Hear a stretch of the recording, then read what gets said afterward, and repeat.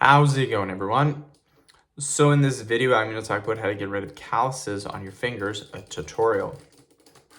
So before I get started, please subscribe to my channel if you haven't already.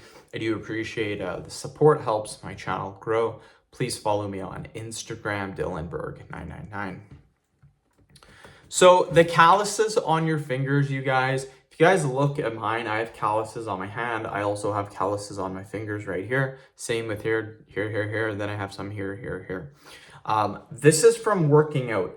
Now, the reason why you are getting calluses, a callus is a protective barrier that protects your skin.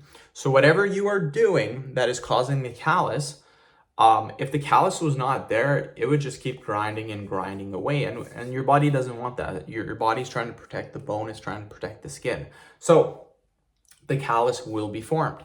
For me, it's lifting weights. When I lift weights, a lot of pulling exercises such as pull-ups, barbell rows, these are the deadlifts. These are the exercises that really cause calluses.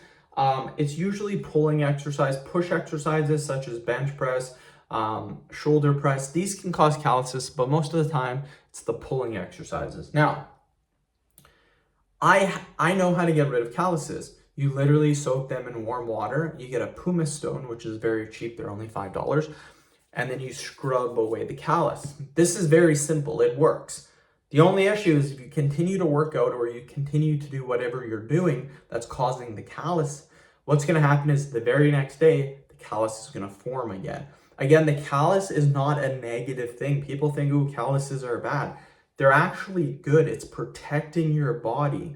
So just keep that in mind. If you want to permanently get rid of a callus, you have to stop what you're doing forever that is literally causing you to get the callus. So just keep that in mind. End of video. Thank you so much for watching.